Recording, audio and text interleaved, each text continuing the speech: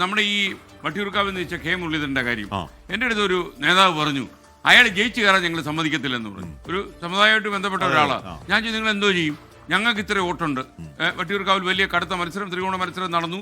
അപ്പോൾ ഇവർ അവരുടെ ഇത് ചെയ്തു. മാത്രമല്ല അദ്ദേഹത്തിൻ്റെ ഏറ്റവും അടുത്ത ഒരു ബന്ധു ഈ നേതാവിനോട് പറഞ്ഞു, ദയവേത് അദ്ദേഹത്തെ ഉപദ്രവിക്കരുത്, അദ്ദേഹം കഴിഞ്ഞു പോട്ടെ എന്ന് പറഞ്ഞിട്ട് ഇല്ലില്ല, ഞങ്ങൾ കളി പിടിപ്പിക്കും, മുരളീധരൻ വീട്ടിയിരിക്കും എന്ന് പറഞ്ഞു. മുരളീധരൻ ഇപ്പം നിയമസം ഇരിക്കുക. ഒരു നേതാവ് റിസ്ക് എടുത്തിട്ടില്ല. ഒരു നേതാവ് റിസ്ക് എടുത്തിട്ടില്ല. മാത്രമല്ല, അത് വെള്ളാപ്പള്ളി നടേശൻ ഈ പറഞ്ഞ അസാധ്യമായ വർഗീയത പറയുന്ന സമയത്ത് അദ്ദേഹം നമ്മുടെ മുഖ്യമന്ത്രി 1-ാം നമ്പർ കാറിൽ അദ്ദേഹം ഉണ്ട്, ചേർത്ത് പിടിക്കുന്നുണ്ട്.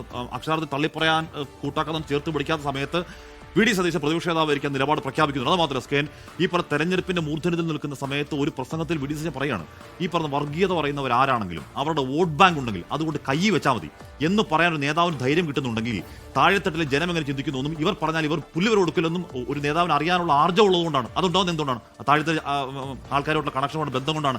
ആ ബന്ധം കൊണ്ടാണ് ഇലക്ഷൻ കഴിഞ്ഞ് പിറ്റേ ദിവസം 100-ലധികം സീറ്റ് കിട്ടും എന്ന് അദ്ദേഹം പിന്നെയും ആർജവത്തോടെ പറയുന്നതുകൊണ്ടാണ്. ആ കണക്ഷൻ കൊണ്ടാണ്.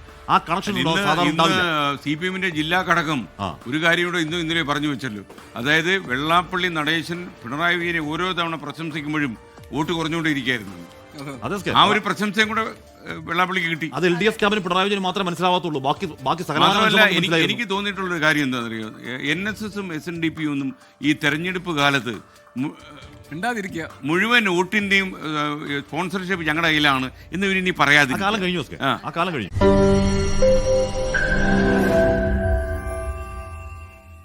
ലോകത്തെവിടെയായാലും ഏത് സമയത്തും 24 വാർത്തകളും ഓഗ്മെന്റഡ് റിയാലിറ്റി പാക്കേജുകളും എക്സ്പ്ലെയിനറുകളും വിശദമായി കാണാൻ ഞങ്ങളുടെ യൂട്യൂബ് ചാനൽ നിങ്ങൾക്ക് സബ്സ്ക്രൈബ് ചെയ്യാം.